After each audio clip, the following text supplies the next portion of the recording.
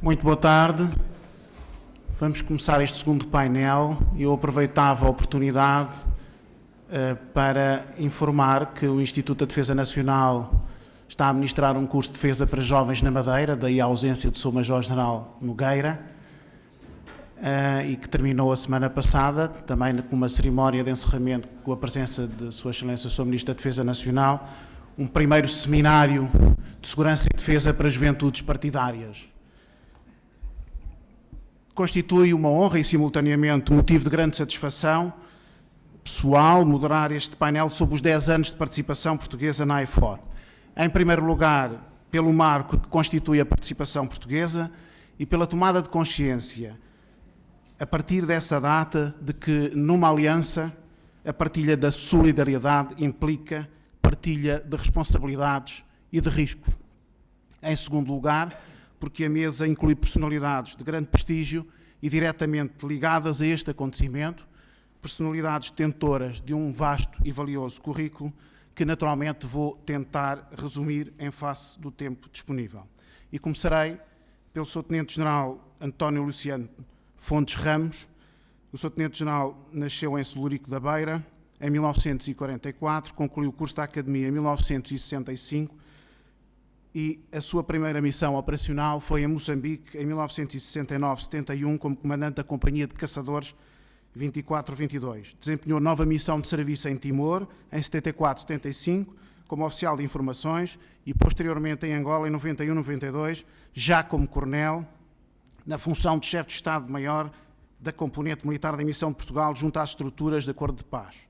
Em acumulação, foi assessor na Comissão para a Formação das Forças Armadas Angolanas. Como major e tenente-coronel, foi em diversas colocações professor do Instituto de Altos Estudos Militares nas áreas de informações, operações, estratégia, tendo assumido inclusivamente a direção da secção de ensino de estratégia. Prestou serviço em 81-84 na divisão de informações do SHAPE em Mons. Após o regresso foi colocado em Santa Margarida como oficial de operações na 1ª Brigada Mista Independente até 1986. Foi a seguir segundo comandante do Regimento de Infantaria número 1 até agosto de 87 e em 90 comandante de Batalhão de Infantaria Mecanizada BMI. Como coronel, foi o chefe da divisão de operações do Estado-Maior do Exército entre 93 e 95, à altura em que participou ativamente naquilo que viria a ser a força da IFOR e em que eu tive o prazer de trabalhar como adjunto e depois chefe da repartição da organização e métodos na altura. Dirigiu também a direção da Administração e Mobilização do pessoal do Exército desde 97, durante 3 anos, promovido a Tenente-General em 2000, foi nomeado representante militar de Portugal no Comitê Militar da União da Europa Ocidental, da NATO e da União Europeia até setembro de 2003. Da formação académica eu destacaria o curso geral de Comando e Estado-Maior e o curso complementar de Comando e Estado-Maior e o Commandant General Staff Course nos Estados Unidos, assim como o curso superior de Comando e Direção no Instituto de Altos Estudos Militares. Destacaria ainda alguns trabalhos publicados e, entre as condecorações, a Cruz de Guerra de primeira classe. É adjunto do chefe de Estado-Maior-General das Forças Armadas e professor convidado no Instituto de Estudos Políticos da Universidade Católica Portuguesa. Senhor General, meu General, o auditório é seu. Muito obrigado. Se a minha mãe aqui estivesse, ficava toda satisfeita. Boa tarde, meus senhores. Muito boa tarde, particularmente, meu general-chefe, da altura em que começamos com esta nobre campanha da Bósnia-Herzegovina. Eu sinto muito ligado à Bósnia-Herzegovina e de cada vez que vou aos Balcãs, alguma coisa me surpreende. Portanto, estive ligado a esta questão como chefe de Estado-Maior do Exército na altura em que começamos com o processo, depois como diretor de pessoal, na nomeação do pessoal, que durante vários anos foi para lá.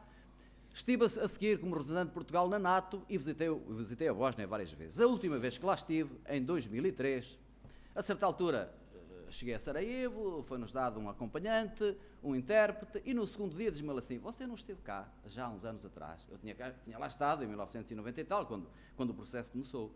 E eu senti-me muito satisfeito. Sim, senhora, estive e tal, olha que bom e tal, então você veio outra vez e tal. Mas quando cheguei ao hotel, digo assim: queres ver que ele pôs-me na lista? Queres ver que eu estou na lista dele? A gente nunca sabe o que é que vai naquelas cabeças. Nunca sabe. É uma situação muito complicada que nos caiu no regaço. Ninguém pensava que aquilo que surgiu nos Balcãs atingisse aquele grau de violência, aquele grau de extremismo que, em termos muito simples, levou à morte de 200 mil pessoas. 200 mil pessoas, em pleno fim do século XX. Ninguém estava à espera disto.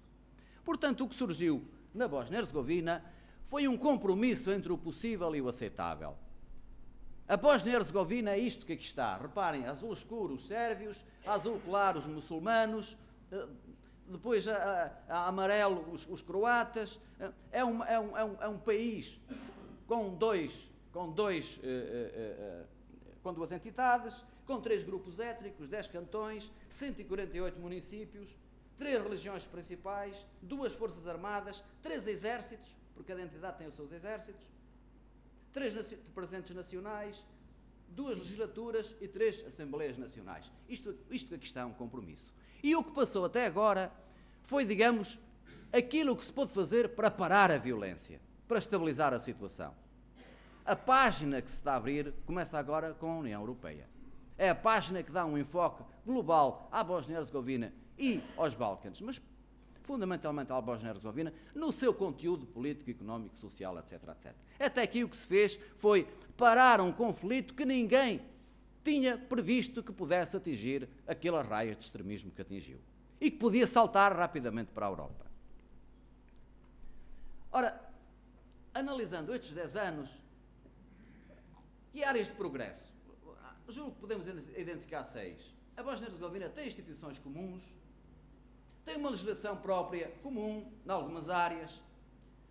Houve uma redução drástica das forças armadas das entidades, praticamente desapareceram, mas ainda lá estão. O equipamento ainda lá está, ainda não foi destruído. Há um regresso substancial de refugiados. Atenção que rapidamente, em 2 anos, houve 1.600.000 refugiados das suas casas. E nesta altura regressaram cerca de 1,2 milhão, o que é um grande sucesso, de aclimatação, de aculturação, de regresso às comunidades de onde surgiram. E os que não regressaram é porque têm, a maior parte deles, graves culpas no cartório e não têm cara para regressar. Portanto, dos que faltam, muito poucos têm condições efetivas para regressar. Depois, colaboração com o terrorismo. De facto, a Bósnia-Herzegovina quis se ver livre do terrorismo, porque quando os russos saíram do Afeganistão, quando se conquistou Cabul novamente, as sobras do terrorismo vieram, muitas delas, aqui para os Balcãs, e eles fizeram um grande esforço para se libertar deles. Os muçulmanos terroristas, extremistas, do pior que há. Finalmente, uma disponibilidade para reestruturar. Está-se agora a estudar um novo quadro, a seguir ao quadro de Dayton, em relação à Bósnia-Herzegovina. Mas tem muitas ameaças, 6 pelo menos. Eu apontei aqui como estas. Falta de uma identidade bósnia, não há. Nem sei se vai haver. Nós também não temos uma identidade europeia, ou teremos. Se calhar tem um problema tão grave como o nosso. Mas falta, de facto. Desafios económicos vastos. 40% de desempregados. País não solúvel. Ninguém lhe empresta dinheiro. Aquilo que lá está, não há investimento externo. Aquilo que lá está é das ajudas. Depois, instituições estatais muito fracas. Vou-lhes mostrar a seguir. Crime e corrupção que aproveitou este período de tempo para se instalar. Isto é, quando se fez paz, isto foi um dado não previsto. Quando se fez paz, o acesso ao poder por via democrática, sem um aparelho de detecção, de separação dos culpados e dos acusados de crimes de guerra, permitiu que muita gente chegasse ao poder. Isto está instalado. Grande desconfiança mútua, atração pela Croácia e a Sérvia. São alguns elementos para que, destes últimos, repare, isto é o governo da Bósnia-Herzegovina. Convenhamos que não é uma coisa fácil. Garantiu a estabilidade até agora. Foi o possível, mas é extremamente complicado. A última vez que estive lá, o comandante SFOR disse-nos assim: meus amigos, os generais da NATO, do Comitê Militar, o grave aqui é o crime organizado. É uma malha que se instalou no poder. Esta é que é a ameaça principal. É a maior ameaça, é endémico. Contrabando, a imigração ilegal, a evasão de taxas, etc. Representa um perigo, de facto, para as instituições democráticas. E lentamente, muito lentamente, digamos, estamos no estado a aproximar desta malha do crime organizado. Umas vezes com mais sucesso, mais clara, outras vezes com muito menos sucesso e, portanto, passando praticamente despercebido. Depois, só 2 exemplos. O que é que se dá nas escolas às crianças? Isto é um livro que se dá em algumas escolas primárias da entidade croata da Bósnia-Herzegovina. E no livro dos miúdos diz: a nossa capital é Zagreb. É a tradução do que ali está.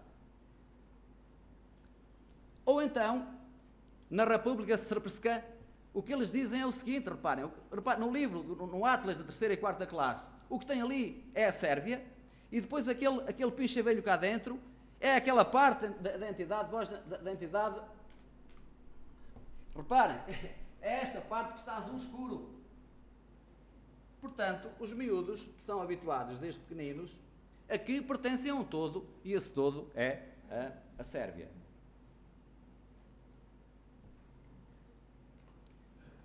Na Galeria dos Heróis da República Srpska, cá está 2 considerados heróis nacionais que são criminosos de guerra e estão a ser perseguidos. Portanto, para lhes dizer o seguinte, isto é um processo muito longo, muito demorado, muito sensível, e por muito tenue e por muito limitados que tenham sido os efeitos, foram substanciais face à situação de depravação máxima a que se tinha chegado em 1995. Aquilo que se passou em Srebrenica, na face da Europa, perante uma unidade militar, em que há um tipo que chega a uma povoação, separa os homens, as mulheres e as crianças, e vai matar ali ao lado os homens daquela povoação, é uma mácula que não passa. Eles não se esquecem disso. E não se esquecem que a Europa esteve presente e as Nações Unidas estiveram presentes. E nós não nos conseguimos libertar dessa mácula com facilidade. Vai nos marcar definitivamente por muitos anos naquela região. Ora bem, empenhamento militar. Esta é a evolução da IFOR, Implementation Force, o que é que isto quer dizer? A IFOR foi a força que foi implementar a parte militar dos acordos de Dayton. A parte militar dos acordos de Dayton foi assim: vamos colocá-los em zonas separadas e quem perverter esta ordem é morto. É muito simples, a NATO entrou lá definitivamente para fazer isso. E eles tinham a certeza absoluta de que quem prevaricasse corria sérios riscos de não regressar a casa. Foi, digamos, o primado, digamos, do poder gerido de uma forma democrática nos Balcãs, pela primeira vez.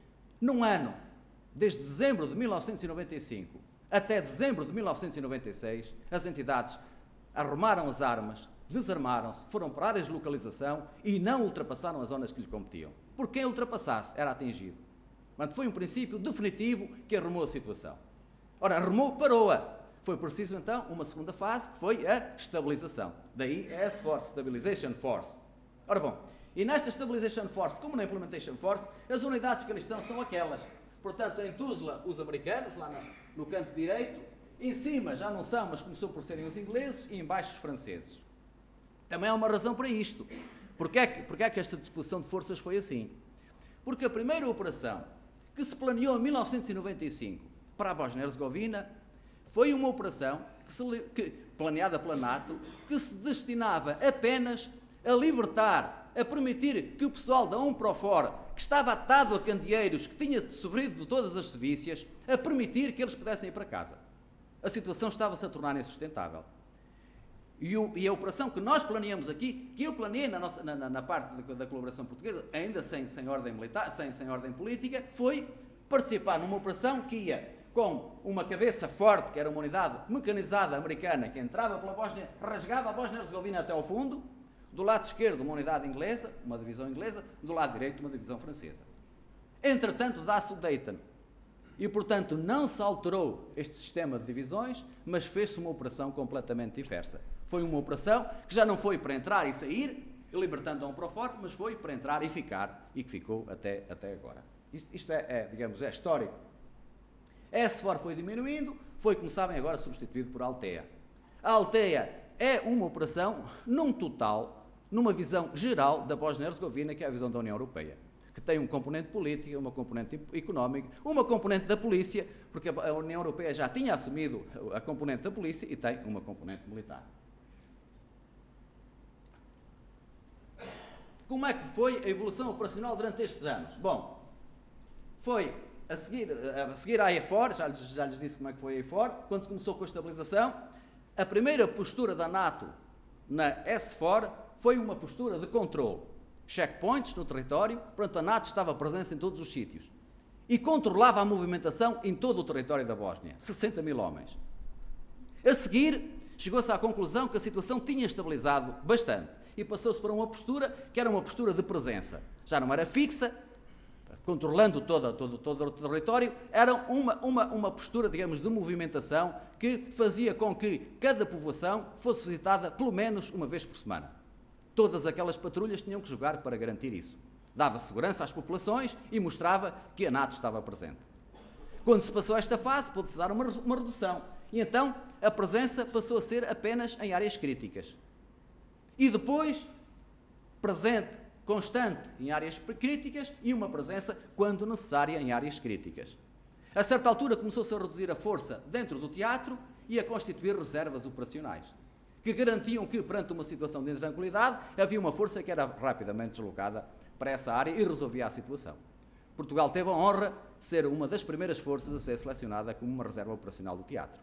E depois, num passo a seguir, foi deslocar as reservas estratégicas, colocando-as para além do horizonte, colocando-as fora do teatro, a uma disponibilidade de tempo definido. Por exemplo, as forças estavam na Alemanha, estavam prontas para aquela missão, faziam treinos 2 vezes por semana e, se fossem necessários, eram chamados à Bósnia-Herzegovina. Portanto, passou-se de 60 mil homens para os atuais 10, 8, 9 mil da União Europeia. Segundo este encadeado de mecanismos. Agora, a Bósnia-Herzegovina e nós, Exército. Nesta altura era oficial de operações eu. Passei muitas horas agarrado ao meu local de trabalho, com a visita, fora de horas, de vez em quando, do General-Chefe do Estado-Maior do Exército, que ia por lá velar por moral das tropas, para ver como é que estavam a correr as coisas. Já aqui foram ditas as duas questões fundamentais. Uma questão, digamos, é o ambiente em que se ia operar. E este ambiente, primeiro, multinacional. Um ambiente multinacional extremamente exigente. Não era só multinacional, não era só NATO, era multinacional. Nesta AIFOR havia forças, por exemplo, de Marrocos e da América Latina. Portanto, era um ambiente extremamente exigente para nós, à partida, que íamos sair para o teatro da Europa, apesar de termos estado, digamos, termos forças ainda no teatro africano. Depois, uma questão de normalização. Os acordos de normalização que os países assinam com a NATO são imensos. São mais de 150. Será que a gente os tinha cumprido? Será que os nossos equipamentos estavam de facto normalizados em relação aos outros? É que se não estivessem normalizados não falavam. Ou não falavam, ou não agiam, ou não cooperavam. Portanto, uma questão muito exigente, esta da normalização e da standardização. E depois do impacto. Aquilo que num ambiente multinacional se faz bem digamos, é atribuído ao chefe. O que se faz mal é apontado imediatamente ao país. Portanto, é uma zona, é um âmbito de atuação extremamente sensível. Tempo de reação. O tempo de reação aqui, entre o político e o militar, é absolutamente desconforme. Vou-lhes dar este exemplo. Como disse, a primeira operação que se começou a planear era uma operação para entrar na Bósnia, libertar a UNPROFOR e regressar. Ora bem, quando se começaram a estudar os meios logísticos, isto em preparação apenas, pronto, vou-lhes dar um exemplo, sei lá, para as tropas se deitarem. Bom, não era para ficar 5 meses em teatro. Era para ficar 2 dias aqui, 3 dias acolá, o que dá um tipo de meios que era necessário adquirir. Bom, mas de um momento para outro a operação mudou, já era para ficar. Bom, mas para ficar esses meios não servem. Portanto, toda a estrutura, tudo aquilo que se tinha pensado, teve que ser alterado. Bom, mas teve que ser alterado quando a decisão era para ir daqui a X dias. Portanto, enquanto o processo de decisão política se arrasta, a consequência é que, apesar dos estudos militares se terem desenvolvido, digamos, com uma certa antecedência, a execução, digamos, o empenhamento do dinheiro só se pode fazer através da altura em que o poder político diz é assim e vai-se fazer assim. O que dá situações de grande dificuldade de planeamento. Está aqui o diretor do Serviço de Material daquela altura, que sabe muito bem as dificuldades que isso lhe provocou, e ele, porque nós estávamos permanentemente a alterar. Já não era assim, era assado, e isso é muito difícil. Quadro de atuação. Bom, a certa altura estávamos nós a discutir coisas que nunca tínhamos discutido, o SOFA, Status of Forces Agreement. As nossas forças vão para a Bósnia, podem ser presas por um polícia bósnio. O que é que Portugal quer? Ou não pode? E se o tipo roubar? E se bater? E se violar? É preso? Não é preso? Quem é que faz? Qual é o tribunal? Como é que julga? O que é que vocês querem? E tal, e os franceses, e os ingleses? Questões muito específicas e muito complexas. Outra, regras de empenhamento. Imaginem um indivíduo da minha aldeia, de Mondrões, que lhe dizem assim, se vires o rato ao Karadzic, se ele for a fugir, não atiras para o ar. Se ele vier num carro a grande velocidade contra ti, para os pneus. Se por acaso desconfiares que ele tem uma pistola, podes fazer fogo. E matar ou não matar aquele homem tinha uma repercussão do sim ou não na evolução da Bósnia-Herzegovina. É uma questão nova que surgiu, muito difícil de ultrapassar, mas devo-lhes dizer, contrariamente a todas as expectativas, todo o pessoal que foi para lá, apesar do enquadramento ser aumentado, dos quadros serem aumentados, todo o pessoal que foi para lá, em todas as circunstâncias, sabiam com grande certeza e com grande orgulho de toda a gente o que fazer e, fundamentalmente, o que não fazer.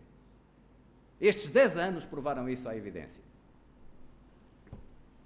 Depois, meios, diversidade e valia. Primeiro, nós estávamos habituados a escolher batalhões, a escolher brigadas. Bom, chegamos à conclusão que os batalhões são muito importantes nestas operações, mais do que os batalhões, as companhias e até os núcleos.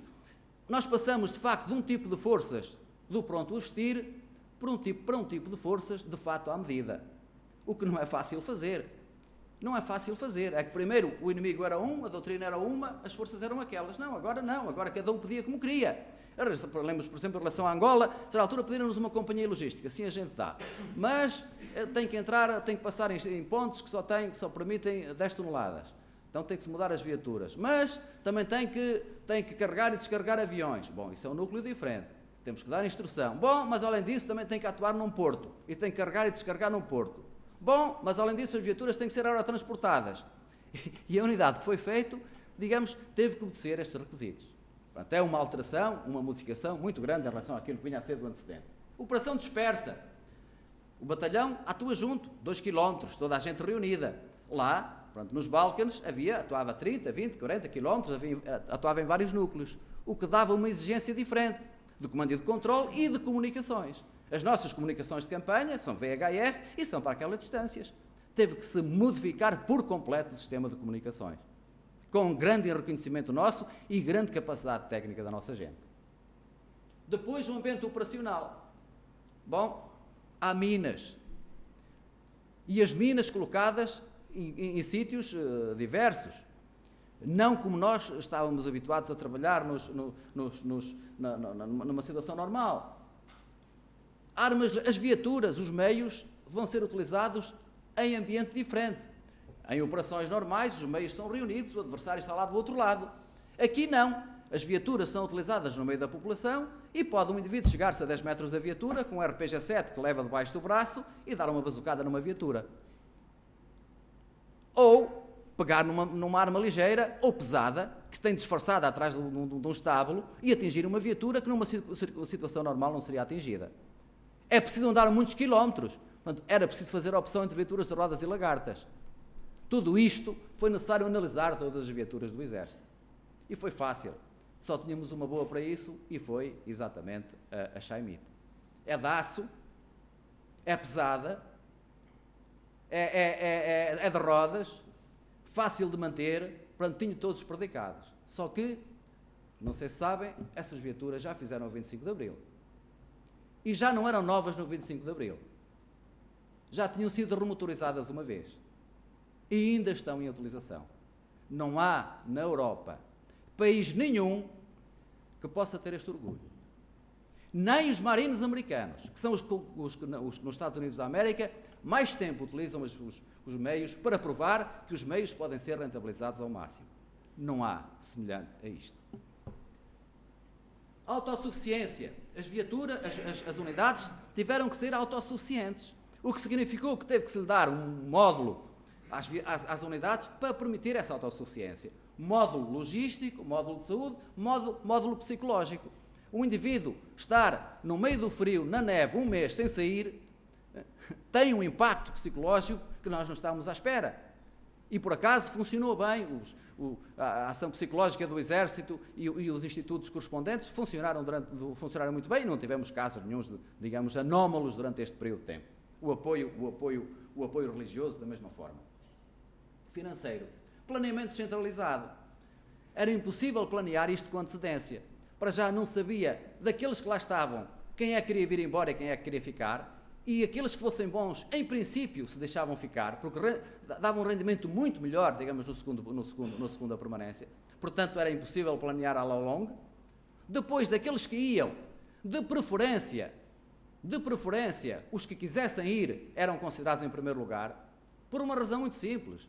É que nós temos uma postura para com os nossos militares muito específica. Eu, quando estive diretor da direção do pessoal, muitas vezes nas reuniões que tinha com o pessoal, diziam, isto funciona muito mal e tal, os alemães estavam 3 anos antes para onde vão, agora o senhor vem-me aqui a dizer que não é assim, pá, e tal, aqui é menos... Ora bem, eu dizia-lhes, bom, eles sabem 3 anos antes para onde vão, mas quando morre a mulher, quando a mulher está doente, quando o filho tem um problema sério e tal, não há exceções, porque se houver uma exceção, não é possível manter isso a 3 anos. É esta a opção que vocês querem? E, invariavelmente, as pessoas queriam o nosso sistema de rosto humano, olhando para as pessoas nos olhos e fazendo coisas que os outros países não podiam fazer. Era impossível manter um empenhamento que nós mantivemos em África, nos Balcãs, com o volume de pessoal que a gente tinha, sem que esse empenhamento fosse feito olhos nos olhos. E o resto é conversa. O resto é conversa. Depois, para acabar esta parte militar, o teste. Nós fizemos bem em quadrícula, numa área crítica, em Rogatica, e fomos para Rogatica porque éramos os portugueses. Se havia alguém de se tramar que fôssemos nós, portanto, foi uma zona de grande esforço, toda a gente sabia que era de grande esforço, e fizemos bem, fizemos muito bem.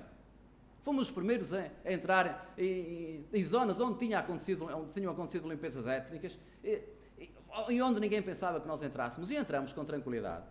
Depois fomos à reserva operacional do teatro. Uma honra, um orgulho. Eu falei com o general e ele pediu encarecidamente para que nós continuássemos a ser reserva operacional, aliás, como tinha pedido para Portugal. E na terceira fase é a delegação multinacional. E neste caso, já na área, nós saímos da área francesa para a área americana por uma razão simples. É que enquanto reserva operacional, nós éramos a reserva operacional terrestre e a reserva operacional aérea, eram os helicópteros americanos. E a única forma que eles tinham de entrar em todos os sítios da Bósnia-Herzegovina era com os portugueses. E por causa dos portugueses.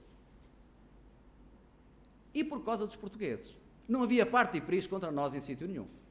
Ora bom, e isso fez com que, na mudança para esta última fase, nós nos deslocássemos para a zona americana. E nessa zona americana, portanto, fôssemos o elo que fosse capaz de pôr os polacos, que connosco começaram, em autossuficiência. Os polacos eram 2 vezes mais do que aquilo que a gente lá tinha de forças, e éramos nós que lhe dávamos a sustentação logística, porque eles não sabiam fazê-lo. E nós criamos um batalhão, nós, os polacos, e os eslovenos que queriam ficar connosco. Daquela gente toda escolheram Portugal. Portanto, em relação ao vosso exército, ao exército de Portugal, nós temos todos que estar claramente satisfeitos com o desenvolvimento.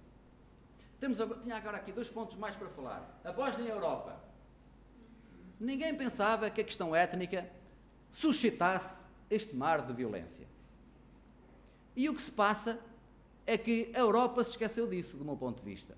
A Europa esqueceu-se que a questão étnica pode ser uma ferramenta que atinge esta violência. Estes 10 anos que passaram foram 10 anos em que, nesta altura, continuamos nós, europeus, com um problema muito sério. Nos próximos 50 anos, a Europa vai receber 100 milhões de imigrantes, ou 140 milhões, se quiser continuar a ter a mesma população que tem hoje ativa, e parece que estamos a fazer um favor aos imigrantes. Nós não temos uma política de olhos abertos para os imigrantes. Não se sente essa política. Parece um favor que nós estamos a fazer às pessoas, quando é um ato indispensável para a sobrevivência da Europa.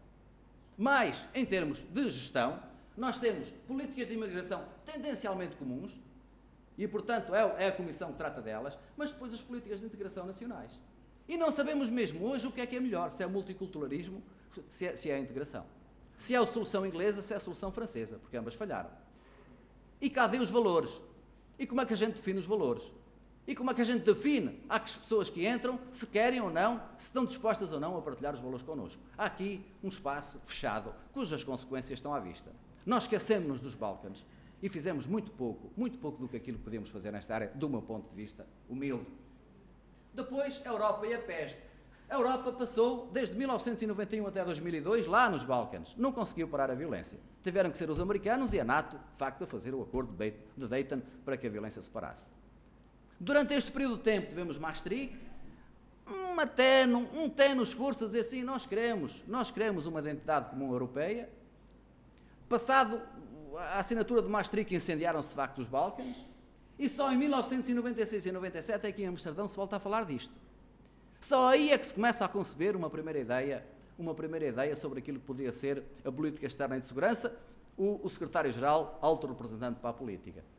E só depois de São Malo, em 1998, é que, com a aproximação quanto a esta questão dos ingleses e dos franceses, é que nós passamos a ter verdadeiramente uma política com alguma consistência.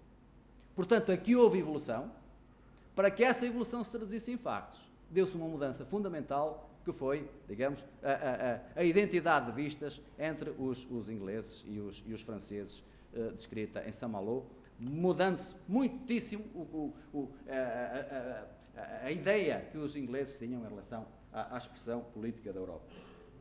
Finalmente, os Balcãs e as Nações Unidas. Os Balcãs mostraram o fim das operações de peacekeeping. As operações de peacekeeping tiveram 3 fases. A primeira fase é esta, separação de forças. A segunda fase são operações de peacekeeping um bocado mais complicadas, em que as Nações Unidas ainda conseguiu fazer, a UNTAG, a UNAVEM, a UNAVEM 3, a UNTAC, ainda teve aqui um sucesso, limitado em alguns sítios, como por exemplo em Angola, mas quando as Nações Unidas caem num ambiente multinacional, em situações conflituais e sem partes credíveis, nomeadamente na Somália, aqui nos Balcãs e no Ruanda, definitivamente este conceito de operações por consentimento, sem uso de força e de imparcialidade total, foram completamente ultrapassadas. E a saída não pode ser outra que não sejam as organizações regionais. E não há coligações ad hoc, não há soluções dessas improvisadas. A solução mais fácil, mais credível, é das organizações regionais, seja a NATO, a União Europeia ou a União Africana. E era isto que queria, em termos muito sintéticos, transmitir. Estou à disponibilidade depois para questões que me queiram.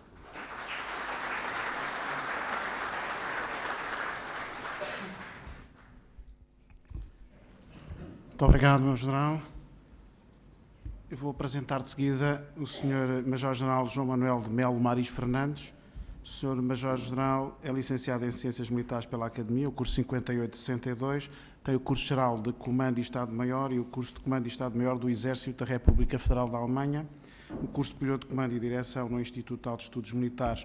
Entre as várias funções que desempenhou, eu destacaria o comando de unidades de artilharia em Moçambique, em Angola, nos Açores e o desempenho das funções de chefe de Estado-Maior da 1ª Brigada Independente, na altura 1ª Brigada Mista Independente.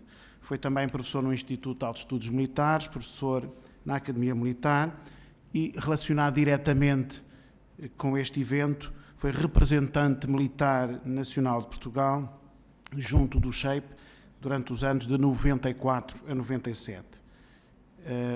Auditor de Defesa Nacional, muito ligado a esta casa, inclusivamente presidente da direção da Associação de Auditores dos Cursos de Defesa Nacional, no biênio 2003-2004. Meu general, somos todos ouvidos. Muito obrigado.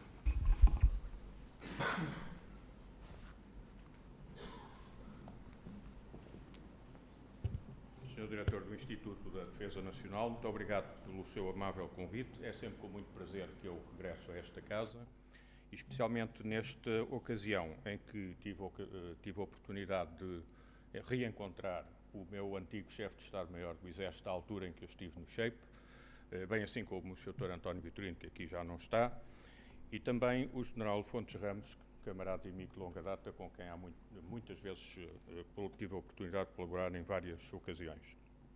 Eu, quando olhei para o programa, e queria fazer também uma saudação especial ao meu amigo o General António Barrento, que durante o período em que eu estive no SHAPE também lá prestou serviço e foi um extraordinário camarada que me prestou um valioso auxílio. Muito obrigado.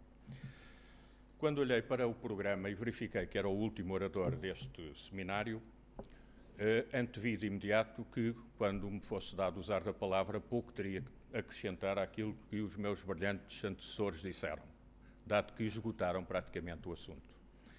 E por isso, antevendo esta oportunidade, muni-me de uma segunda modalidade. Em vez de fazer aqui uma exposição sobre o que foi a minha ação no SHAPE, decidi optar por focar 2 ou 3 aspectos pontuais que, não sendo relevantes nem excepcionalmente importantes, poderão talvez, em vez de enfastiar esta Assembleia, dar-lhes uma ideia do que é a realidade destas operações e destas ações no seio da Aliança,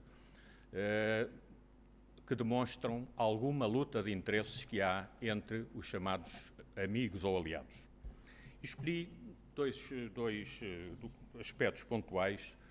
O primeiro, a que eu chamei o drama do planeamento estratégico, e o segundo, na sequência disso, ainda inserido no planeamento, o processo da composição e articulação das forças. E farei depois uma ligeira alusão à coordenação do esforço nacional. Porquê drama do desenvolvimento do planeamento estratégico?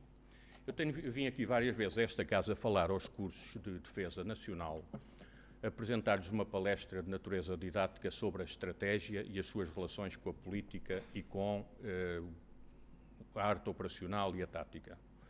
E procurei sempre deixar 2 ideias muito claras. A estratégia subordina-se sempre à política. É esta que define os objetivos a atingir e que define os condicionamentos que o escalão estratégico tem que tomar em conta para, por sua vez, definir os seus próprios objetivos, escolher as suas modalidades de ação e dar as missões aos escalões operacionais. Segunda ideia é que o escalão político mantém a tutela desta relação na medida em que pode impor e deve impor ao escalão estratégico condicionamentos que façam com que as modalidades escolhidas a nível estratégico se ajustem aos objetivos e que não ponham em causa as grandes orientações da política. Este esquema, que é liminarmente simples e facilmente perceptível, na realidade tem grandes dificuldades para ser cumprido. E porquê?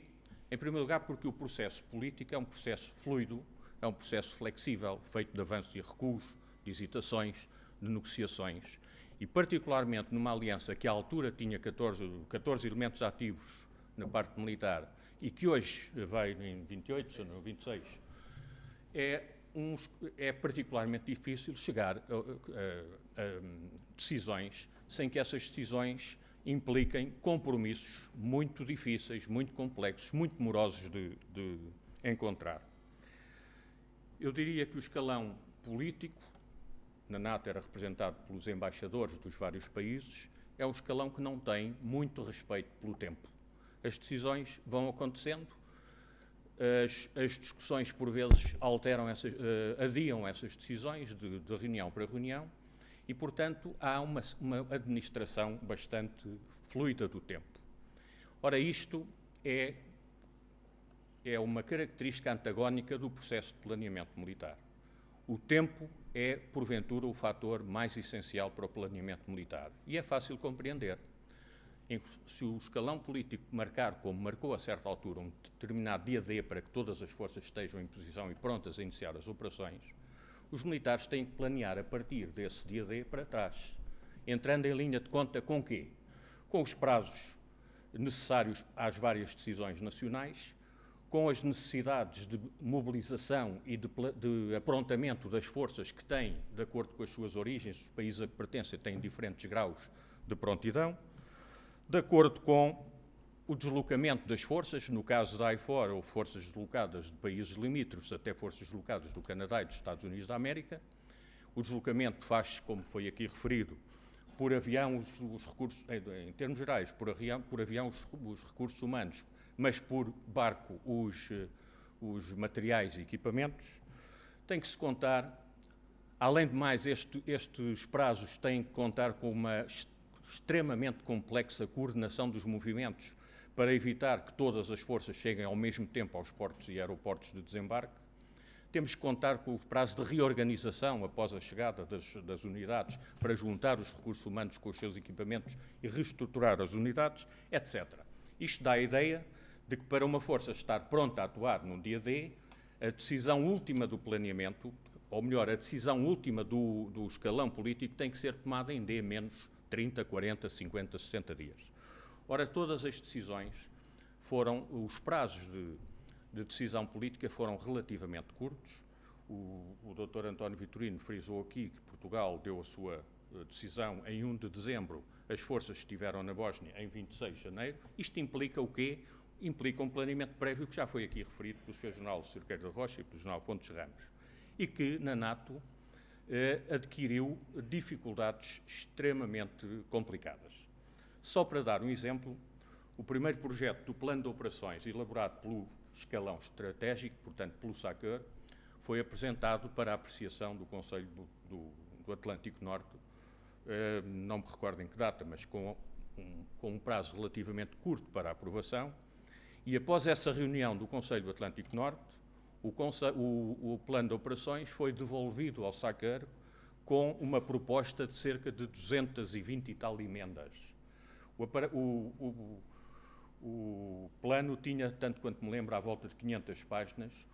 Isto parece dar a ideia de que o pessoal que fez o planeamento, que era incompetente, em 500 páginas conseguir suportar 200 e tal emendas, é realmente uma obra que deixa suspensões. Mas não há razão para pensar assim, porque essas emendas têm...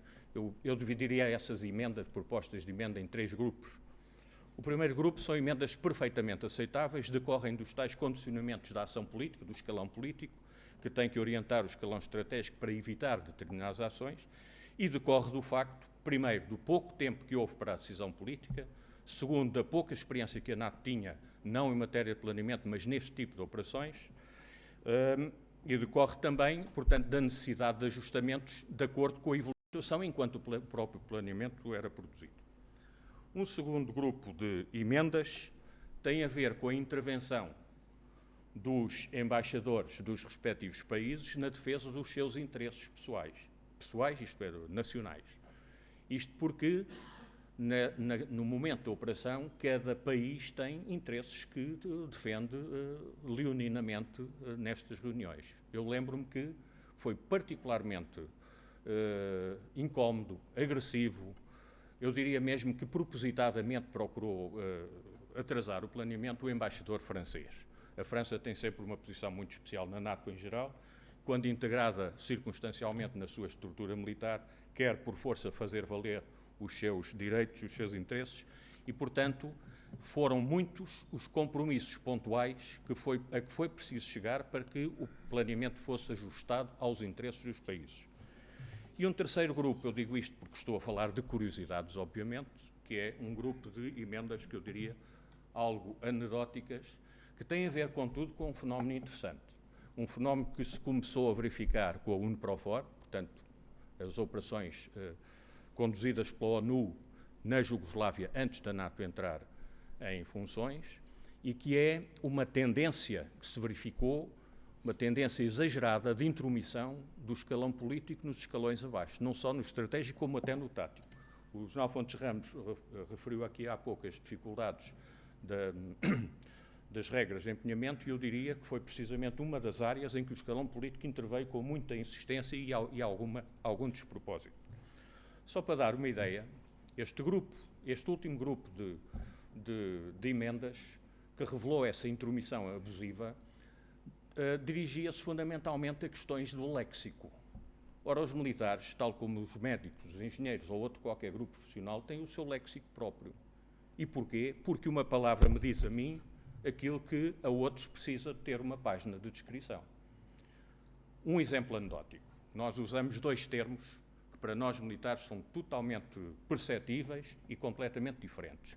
Eixo de progressão, direção de ataque. Não vou explicar o que é, não tem interesse, interessa reter que quando um militar lê isto num plano de operações, sabe exatamente o que significa uma coisa ou outra. Pois houve propostas dos embaixadores, escalão político, no sentido de substituir estas 2 expressões por uma única, que seria a direção de progressão.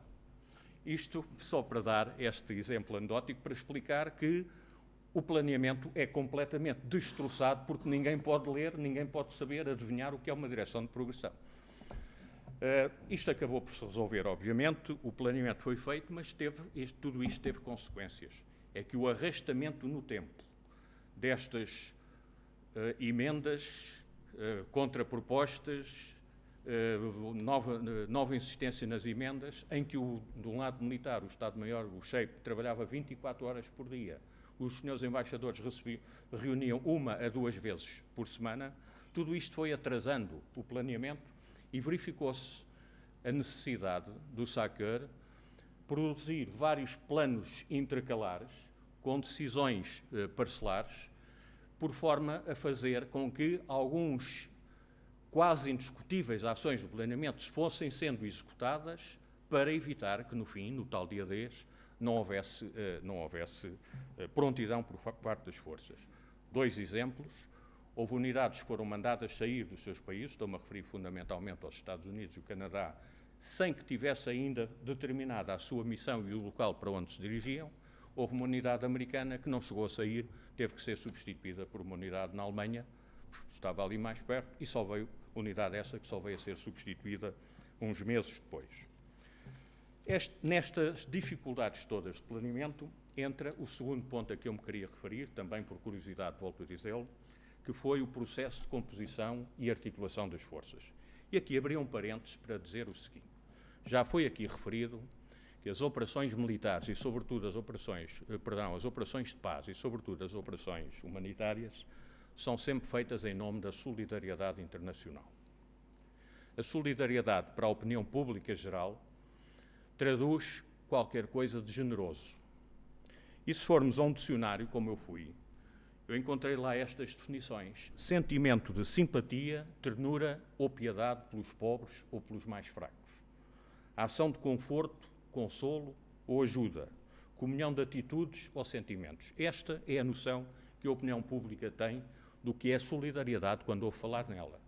E por isso se compreende que a opinião pública aceite facilmente que os nossos soldados vão, por exemplo, para Timor, tenha algumas dificuldades em perceber porque é que eles vão para a Bósnia e não compreendam de todo porque é que eles têm que ir para o Afeganistão. Isto tem a ver com aquilo que é solidariedade em termos de relações internacionais. O mesmo dicionário também diz que solidariedade pode ser a mutualidade de interesses ou deveres. E, de facto, a solidariedade internacional implica uma noção de mutualidade de deveres, ou seja, a possibilidade de, ajudando terceiros, ajudar-se a si próprio ou retirar daí vantagens. E quem não tiver esta noção não pode perceber a maioria das coisas que se passam a este nível. Naturalmente que, quando um governo analisa, e foi aqui de certo modo aflorado pelo Dr. António Vitorino, quando um governo analisa a perspectiva de ir ou não ir, participar ou não participar numa operação de paz, ele está a medir não apenas a sua simpatia por uma causa internacional, mas sim as vantagens e os inconvenientes dessa participação. Naturalmente que todos sabemos que quando um país fornece forças para uma operação de paz, está a procurar, de alguma forma, obter alguma influência política, naturalmente proporcional à importância dos vários países. Mas está a procurar algum prestígio internacional, está a procurar uma voz na cena internacional. Está, eventualmente, na área económica, a criar condições para poder tirar daí proveitos, por exemplo, na reestruturação dos Estados, tal como aqui há bocado foi referido. Está, porventura, também foi aqui referido, não me recordo por quem, a criar condições para obter cargos internacionais que sejam importantes e influentes para o país. Em resumo, um país, quando participa numa operação de paz, para além da solidariedade propriamente dita, está também a querer ganhar visibilidade. E este pormenor da visibilidade é muito importante e teve algumas consequências para todos nas operações da IFOR. Isto porque a composição e articulação da força fez-se essencialmente em 2 fases. Uma primeira fase, com uma primeira conferência, as chamadas Forces Generation Conference, uma primeira conferência a que foram presentes em grande número as principais entidades militares e políticas dos vários países. É uma fase em que se faz aquilo que eu chamo a Guerra das Estrelas. E a Guerra das Estrelas, nesta composição, é a tentativa de cada país de lutar por obter um número tão grande quanto possível de cargos de oficiais generais, porque os cargos de oficiais generais correspondem a posições de relevo, quase todas posições de comando. Naturalmente que há aqui uma certa desigualdade entre os vários países. Os americanos determinam com que cargo é que querem ficar, ficaram logo com o comandante da força. Os ingleses fazem um jogo também de complementaridade com os americanos e conseguem também um conjunto de cargos importantes, e a partir daí franceses lutam, não conseguem nunca aquilo que querem, porque querem sempre muito mais do que aquilo a que têm direito. A Alemanha começa agora a ter, não tinha nessa altura projeção, começa agora, na medida em que só posteriormente é que se veio a empenharem nas operações de paz. Os italianos ainda conseguem um outro cargo, e os outros países, como Portugal, não têm essa possibilidade. Aliás, Portugal, com a representatividade pequena que tinha no Sheik e com o relativamente pequeno contributo que deu para a força, embora em termos proporcionais fosse uma contribuição honrosa, mas não tem, naturalmente, a possibilidade para garantir cargos de oficial-general nestas forças. A segunda parte, a segunda conferência, já é destinada aos escalões um bocadinho mais baixos, porque trata-se de compor a força. A força que, através da escolha de cargos, ficou meio composta nas unidades principais na primeira conferência, fica com um conjunto de forças e unidades em aberto, e a segunda conferência é uma espécie de um leilão em que cada país diz com o que é que contribui. E a maior parte dos países de dimensão mais pequena ofereceram cada um o seu batalhão, à semelhança do que fez Portugal. Aqui, contudo, há um pormenor interessante. É que houve países como a Espanha, a Itália, o Canadá, o Benelux, que fizeram este jogo sempre na procura de visibilidade e de influência. Em vez de oferecerem um batalhão com a composição que já aqui foi referida para o batalhão português, um efetivo grande, um batalhão com alguma importância, ofereceram batalhões mais pequenos, mas ofereceram um comando de brigada. Porquê? Porque houve muitos países, não só da NATO, mas também, sem serem da NATO, Marrocos, Tailândia, Paquistão, houve vários países que ofereceram também eles batalhões. Então a estratégia destes países foi o quê? Oferecerem um comando de brigada, de visibilidade, oferecerem o seu batalhão e depois deixarem espaço para serem preenchidos pelos outros países. Qual é a vantagem disto? A vantagem está sempre na questão da visibilidade. O batalhão português, que teve uma ação meritória, a sua visibilidade escoou-se para o comando da brigada italiana, porque é óbvio que quem apresenta os relatórios das operações nos quais os portugueses participaram é o comandante da brigada italiana. Ou aqueles países que ofereceram o comando de brigada com um batalhão mais pequeno, mas que conseguiram o reforço, por exemplo, do batalhão português, no caso da Itália, ou do batalhão do Paquistão, etc., naturalmente que ganharam mais visibilidade, embora o seu esforço em termos de forças tivesse sido sensivelmente o mesmo que o nosso. Deixo isto para reflexão. Relativamente à escolha da nossa dependência, que foi já explicada pelo Sr. General Cerqueiro da Rocha, queria só adiantar que eu, pessoalmente, fui muito pressionado para que o nosso batalhão fosse, julgava que o meu general sabia disto, fosse colocado na brigada inglesa de Bihak, suponho eu. Seria para mim uma situação desastrosa para as nossas forças. Historicamente é conhecida a inconveniência da nossa dependência da brigada inglesa. Os ingleses ficaram muito pesarosos porque nós, em vez do nosso batalhão, receberam um batalhão do Paquistão. Uma alusão final à coordenação do esforço nacional para dizer o seguinte: o nosso batalhão ficou com uma dupla dependência. Uma dependência de comando do chefe de Estado-Maior-General das Forças Armadas e uma dependência logística do comando do Exército.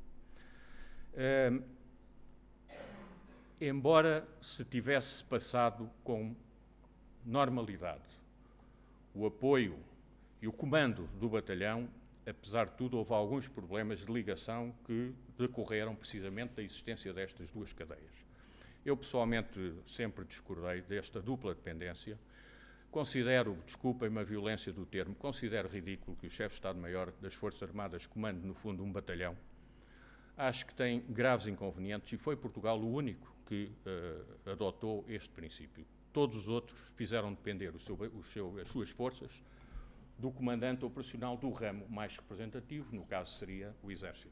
Tem a vantagem da unidade de comando, de cadeias mais curtas e de maior eficiência na ligação. A Brigada Italiana dependia do chefe de Estado-Maior do Exército Italiano. Como aspectos a salientar da nossa intervenção, gostava de referir a extraordinária eficiência do apoio de retaguarda à nossa força, de reiterar o prestígio que o batalhão adquiriu, porque apesar do tal problema da menor visibilidade, naturalmente que internamente na estrutura militar há sempre conhecimento da atuação das várias unidades, e eu tive o prazer e o orgulho de ouvir muitas vezes referências muito elogiosas à atuação do nosso batalhão. E como conclusões do que acabei de dizer, para não ir muito longe, eu diria o seguinte, que é importante ponderar sempre nestas ocasiões as vantagens a retirar da participação. Estou certo que elas são feitas ao nível político, não estou certo que se adote sempre a estratégia mais adequada para potenciar essas vantagens. Gostava de referir a extraordinária qualidade dos nossos militares, que têm realmente uma capacidade muito especial de resistência ao sofrimento, às más condições, mas têm uma qualidade que é ímpar entre as forças da NATO, que é a sua grande capacidade de relacionamento com as populações. Não posso deixar de referir que foi num quartel português que se instituiu o hábito de elementos da população serva e muçulmana que viviam em territórios diferentes e separados pela fronteira, iam à fronteira dentro do nosso território para conversarem, familiares e amigos uns com os outros. E isto honra-nos muito, com certeza. Eu tenho uma experiência, há bocado lembrei-me a propósito do que o general Ramos disse, do que o general Sequeira Rocha disse, eu tenho uma experiência como chefe de Estado-Maior da Brigada Mista Independente, dos exercícios que a nossa brigada fez em Itália com oficiais italianos. Em todos os exercícios se verificou que a preparação dos quadros portugueses é muito superior à dos quadros italianos e até das brigadas americanas que connosco fizeram exercícios, o que nos deu uma posição especial, de especial prestígio na brigada italiana. É uma coisa que eu gostaria de testemunhar, porque nós, por vezes, não temos conhecimento destas coisas. E, finalmente, como único apontamento, diria que, em situações futuras, eu penso que seria de reavaliar a questão da dependência das nossas forças, porque para evitar algumas pequenas deficiências na ligação que têm que sempre existir, sempre que há cadeias paralelas. E é tudo o que se me oferece dizer.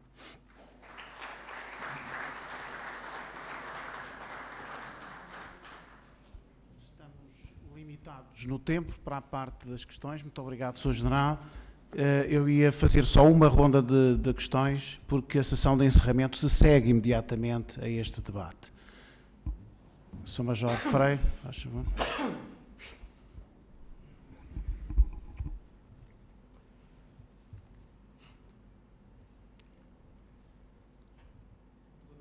Eu sou um major do Exército Freire e, portanto, quero agradecer antes de mais as palestras dos seus generais e confessar que, depois de as ouvir, o meu orgulho de oficial do Exército cresceu, porque efetivamente senti razões para me sentir orgulhoso do meu Exército. Mas eu também devo confessar que em 2000, quando fui projetado para o Kosovo com o meu esquadrão de reconhecimento, não me senti orgulhoso do meu exército, por um aspecto. É que o meu exército não fazia dois tipos de missões, que era a captura de indiciados por crimes de guerra e o controle de tumultos.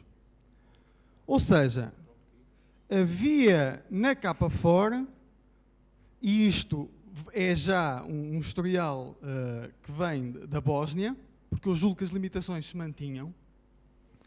Portanto, havia nestas forças da NATO dois tipos de unidades. Unidades de exércitos cujos países permitiam, no respeito da condição militar, digamos, a execução do espectro completo das operações, e outros países, dos quais nós, na minha opinião, infelizmente fazíamos parte, era não cumprirmos ou não podermos fazer a totalidade das operações. E eu isso nunca compreendi, e devo confessar que me fez sentir diminuído face aos meus pares aliados. Mas eu tive a oportunidade de comandar um subagrupamento misto, que foi projetado para Mitrovica, isto no Kosovo, mas repito, portanto, o historial não há de ser muito diferente da Bósnia, em que tínhamos um pelotão espanhol, um pelotão italiano e um pelotão português. E o pelotão português era o único que não estava equipado nem autorizado a entrar em operações de controle de tumultos. A minha questão é, porquê? Muito obrigado. Muito obrigado. Uma segunda questão, faz favor. Um bocadinho. Íamos juntar as três questões, se me permite. Muito obrigado. Agradecia. Miguel Matos Chaves. A questão da pergunta é a seguinte. Portanto, o Sr. General, principalmente o Sr. General Mário Fernandes, relatou isso muito bem, mas o Sr. Tenente-General também, Fontes Ramos, também fez referência a isso, embora não explícita. As nações realmente não têm amigos, defendem interesses. Portanto, esta surpresa que eu julguei ver nas vossas comunicações realmente é uma realidade do sistema internacional. As nações defendem, em primeiro lugar, os seus interesses e só depois os interesses dos seus países aliados ou amigos de ocasião. A minha pergunta surgiu só por uma última intervenção do Sr. General Mário Fernandes. Sr. General, em nossa integração numa brigada com outros países ou a formação de uma brigada de raiz portuguesa? E que país, não sendo a Itália, não sendo uma brigada nossa, sendo um batalhão para integrar numa brigada de outro país, que país? E uma última, terceira questão, por favor.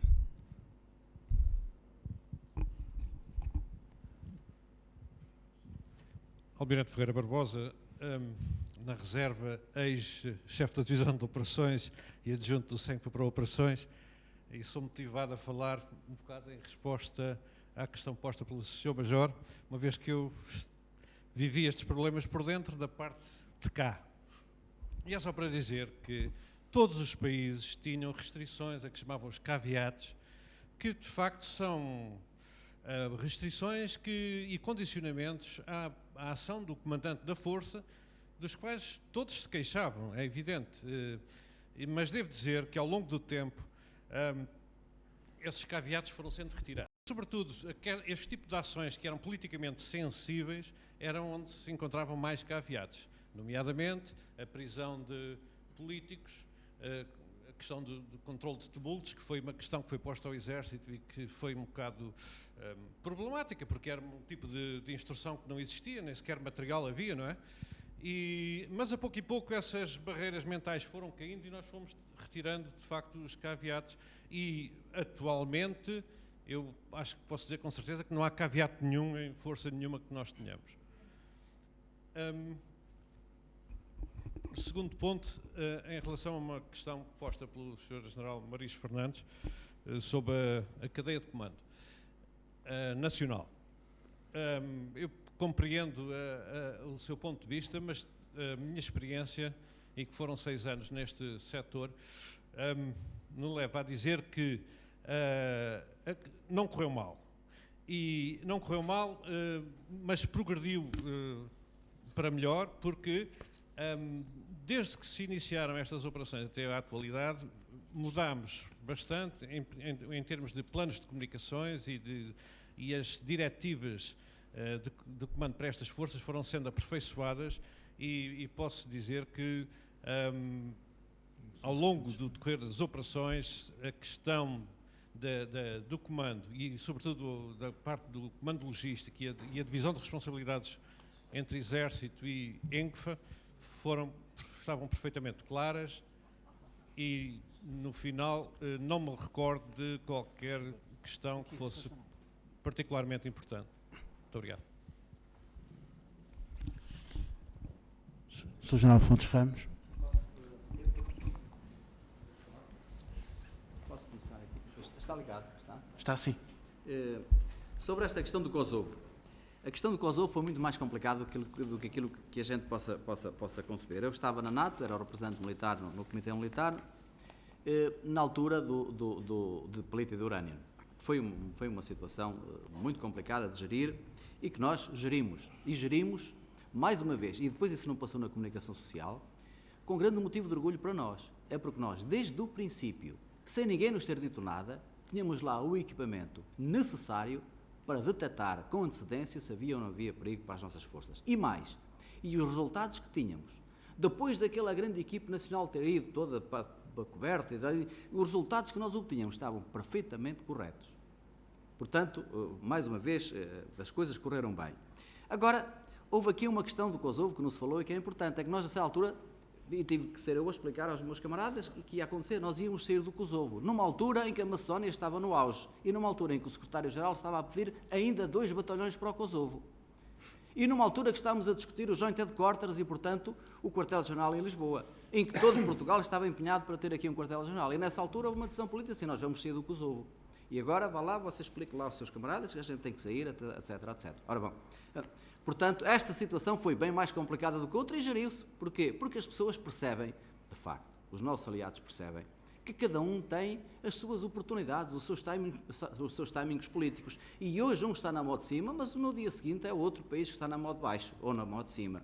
Portanto, há entendimento de que os Estados, ao participarem, participam até onde é que é politicamente suportável e todos eles têm que se conceder mutuamente esse direito. Não gostam, é difícil, tem que se explicar muito bem, 2 vezes ou 3 vezes e tal, mas a certa altura, quando se percebe que realmente aquilo é uma decisão política não ultrapassável, as pessoas aceitam. Agora, quanto ao MSU? Bem, quanto ao MSU, devo-lhe dizer uma coisa. Outro dia estive a fazer uma conferência sobre a participação de Portugal no exterior, na semana em que no quartel-general aliado, em Monze, quando se estava a falar do Afeganistão, o comandante supremo aliado da Europa disse assim, não há que ver. No Afeganistão só há uma força de reserva operacional eficiente. E essa força é a portuguesa. Claro que toda a gente ficou arrebentada de orgulho, toda a gente ficou extremamente satisfeita, mas isto diz uma coisa importante em relação a estas unidades de polícia preparadas para controlar motins. É que quando a gente se empenha e diz que faz. E ao assumir essa responsabilidade de controlar motins, que é uma ação muito particular, nós só dissemos que o iríamos fazer quando, de certeza absoluta, estamos em condições de o fazer e de o fazer bem. E enquanto não ultrapassamos esse problema, e ultrapassamos com a mesma elegância e com a mesma capacidade com que ultrapassamos os outros, a gente não disse que fazia. Mas, além disso, houve aqui um outro problema, mais delicado ainda, que foi falta de verbas.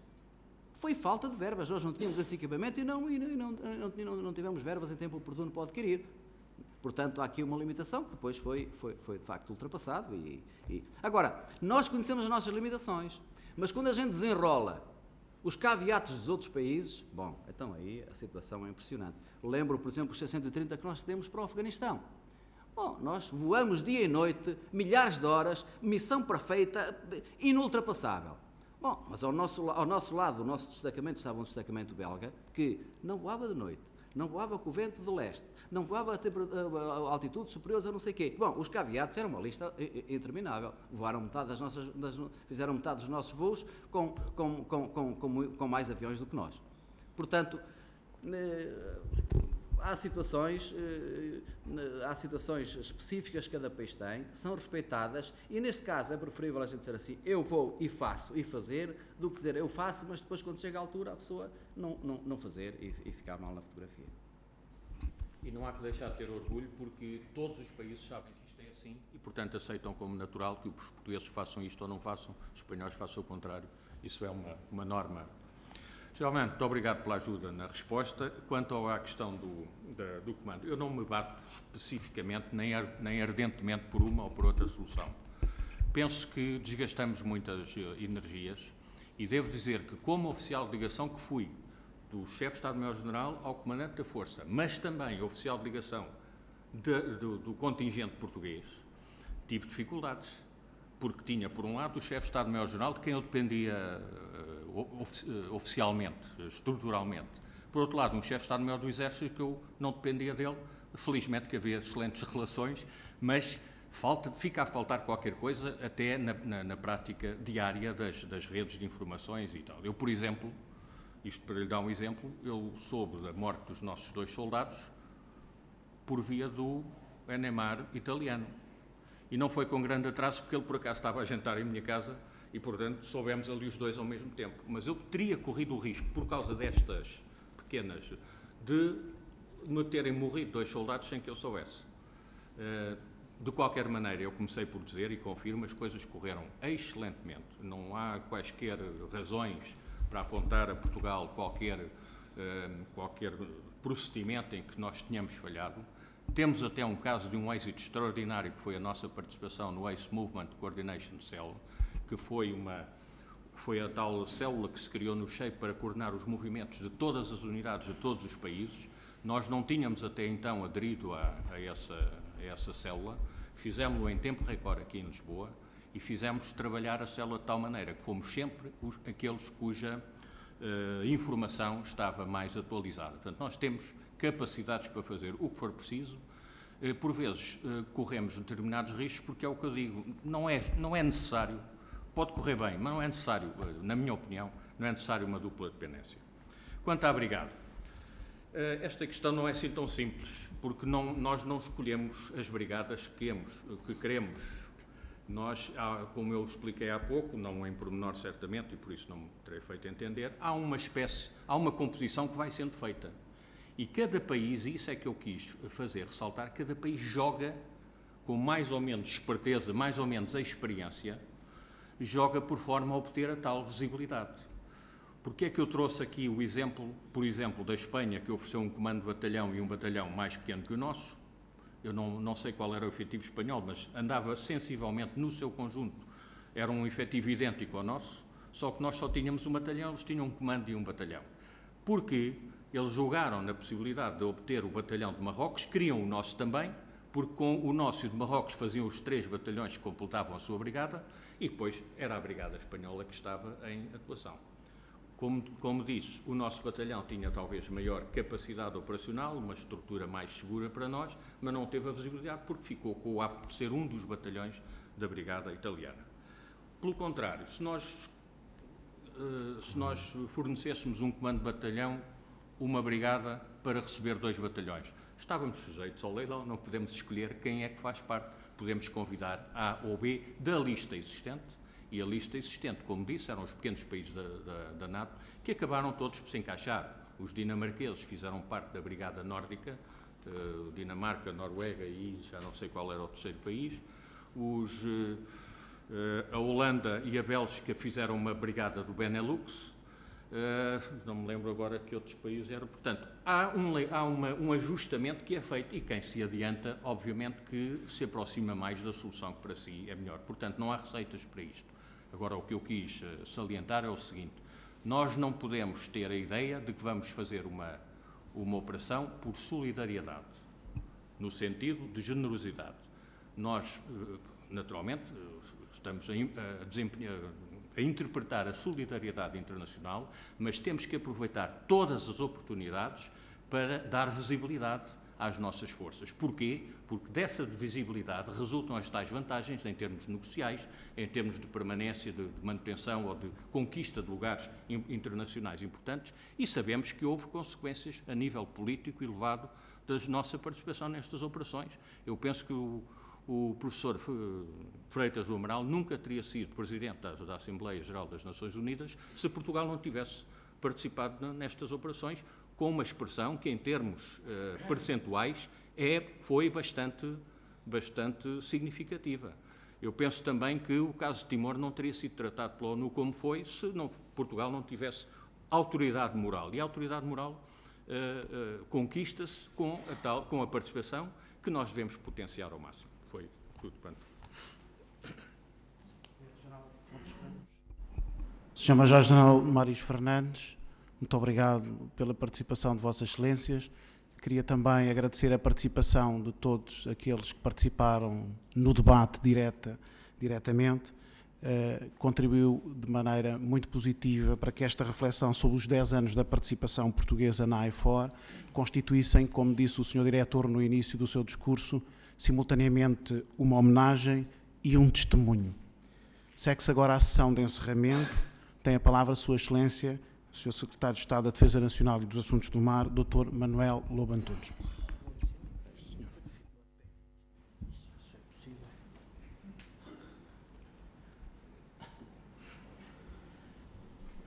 Sr. Presidente do Instituto de Defesa Nacional, Srs. Generais, Srs. Oficiais, minhas senhoras e meus senhores, muito brevemente, imagino que estamos todos com umas agendas hoje especialmente apertadas, o que é absolutamente legítimo e natural, pelo que serei muito rápido. Eu entendi que devia corresponder imediatamente ao convite que me foi feito para estar nesta sessão de encerramento, porque também eu, de alguma forma, no passado, estive, no âmbito das minhas competências de então, também estritamente associado ao processo jugoslavo. Fiz parte da equipa que, na primeira presidência portuguesa, em 1992, com o embaixador José Cotileiro e com o embaixador Tadeu Soares, em ligação com o Lord Carrington, fez, em nome da União Europeia, digamos, toda a condução do processo político da ex-Jugoslávia, e eu próprio, pessoalmente, era o focal point em Portugal para a missão de observadores da União Europeia durante a nossa presidência de 92, como disse, que foi uma felicíssima combinação entre a ação diplomática, civil e a ação militar. A nossa missão, então, na Jugoslávia, tinha, como sabem, era chefiada por um militar, mas também tinha uma fortíssima componente de militares. E foi, como vos digo, no meu ponto de vista, de facto, um excelente exemplo de como militares e diplomatas e civis podiam e puderam, nessa ocasião, trabalhar em proveito, naturalmente, da missão que a União Europeia entendeu estabelecer, que era uma missão de paz e de concórdia.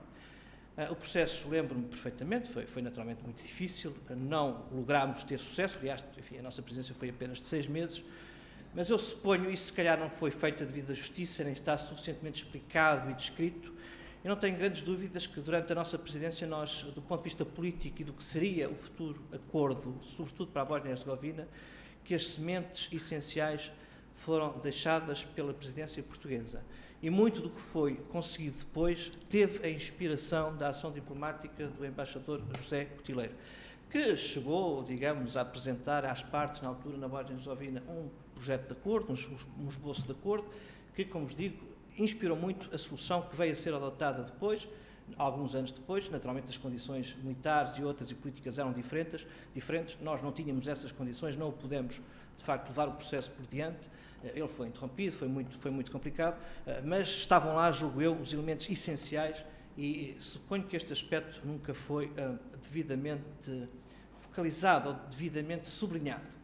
E foi, deixo-vos dizer, enfim, eu era um modesto assessor do embaixador Cotileiro, portanto não tenho uma grande responsabilidade no assunto, mas suponho que foi um trabalho bem feito. Enfim, os anos passaram, estou hoje noutras funções e com outras responsabilidades, naturalmente que não vou, e portanto, quer dizer, digamos que o IFOR foi de facto consequência de uma ação, e é isto que eu gostaria de chamar a atenção, de uma ação que nós diplomaticamente, do ponto de vista político e diplomático, prosseguimos, com a colaboração também dos nossos militares, e portanto não surgiu do nada, a nossa participação militar na ex-Jugoslávia não surgiu de nada, ela teve antecedentes que são importantes. Como vos digo, hoje, em funções diferentes e com competências diferentes, naturalmente continuo a seguir a situação na ex-Jugoslávia, naturalmente, e em primeiro lugar, porque temos forças portuguesas nesse teatro. Eu, naturalmente, não estou em condições de discutir aspectos técnicos e de briefing técnico sobre o que é que foi o historial da nossa presença militar na ex-Jugoslávia. O que vos posso dizer, e é imediatamente o que concluo da visita que fiz às nossas tropas, quer na Bósnia-Herzegovina, quer no Kosovo, imediatamente antes do Natal, é que o elevado padrão de qualidade e profissionalismo se mantém absolutamente intacto. E como compreenderão, para um português, para um cidadão, sobretudo com estas responsabilidades, visitar as nossas tropas e receber, enfim, de todos os comandantes estrangeiros, naturalmente notas de grande encómio e de grande elogio à sua competência e ao seu profissionalismo, é naturalmente um ponto, para mim, de enorme satisfação. É compromisso do governo português continuar a ter uma presença forte no contexto internacional, na prevenção, gestão de conflitos, também no caso em que estejam em risco comunidades portuguesas e também ações humanitárias como aquelas que recentemente desempenhámos, por exemplo, no Paquistão. Foram aqui apontadas pelo Sr. General algumas das razões pelas quais Portugal deve ter uma presença internacional. É evidente que há uma questão de solidariedade com os nossos aliados e com os nossos parceiros. Esse ponto é importante. Mas, do meu ponto de vista, também não podemos esquecer que é uma opção livre, isto é, se estamos onde estamos, os teatros de operação onde estamos, é porque naturalmente temos esse dever de solidariedade, mas é também porque entendemos, por livre opção, que devemos estar.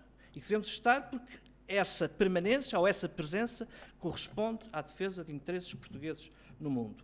Eu suponho que este aspecto deve ser muito claro. E, portanto, nesta perspectiva, vamos continuar onde estamos e, eventualmente, podemos até alargar a nossa presença noutros teatros de operações, sempre, naturalmente, numa perspectiva de legalidade internacional e numa perspectiva de paz, digamos assim. Neste momento, como sabem, está a ser considerada a nossa participação numa missão especial, ou numa força especial da União Europeia, que permanecerá no Congo durante 4 ou 5 meses, coincidindo com o processo eleitoral nesse país. Para já está prevista a presença do C-130, com a respectiva tripulação e alguns elementos de Estado-Maior, para o Estado-Maior dessa força. Devo-vos dizer que a nossa presença, uma presença mais forte, é requisitada por vários dos nossos parceiros, que entendem, e eu julgo que justificadamente, que Portugal tem um conhecimento específico, especial, uma facilidade de diálogo naquela zona da África e, portanto, devo-vos dizer que alguns dos nossos parceiros gostariam que nós tivéssemos uma presença eventualmente mais forte, mas compreenderão que temos constrangimentos financeiros neste momento, são operações custosas e, portanto, temos que ser realistas nesta matéria. Mas, enfim, naturalmente, que se for possível e se tivermos essas condições, não é um cenário que fechemos completamente, terá que ser ponderado. Isto para vos dizer que é entendimento do Governo, que naturalmente, porque nós temos que estar presentes, porque estar presentes também significa uma coisa que eu acho que é muito importante para Portugal, é que nós possamos participar nas decisões e que não sejam outros a decidir por nós. Se não estamos presentes, se não fazemos ouvir a nossa voz, os nossos interesses, o risco é esse, é que sejamos a posteriori confrontados com factos consumados, não sendo obviamente seguro que esses factos consumados sirvam os nossos interesses. Como vos digo, a nossa presença na ex-Jugoslávia, eu suponho que tem dado uma contribuição indiscutível para a situação enfim, que se vive na ex-Jugoslávia, sobretudo Bósnia-Herzegovina e Kosovo, que não é, em termos de paz e segurança, comparável àquilo que vivíamos anos atrás, mas também, do meu ponto de vista, não devemos ter grandes ilusões que a situação continua, enfim, não é uma situação que tenha encontrado já uma solução definitiva, digamos, em termos de estabilidade e segurança definitiva. A situação naqueles territórios, mais uns que noutro, ou mais num que noutro, enfim, é ainda motivo para que sigamos com atenção o desenrolar dos acontecimentos. E, portanto, eu imagino que seja requerida uma presença internacional durante ainda algum tempo. As questões são complexas, são politicamente complexas e difíceis. Às vezes, à tona da água, parece que que as águas estão calmas, mas depois descobrimos que, eventualmente, sem ser à tona da água, e, portanto, nas profundezas dessa mesma água, as questões são mais complexas, a situação é mais complexa do que aquilo que imaginávamos. Enfim, naturalmente que trabalharemos para que essas soluções e para que essas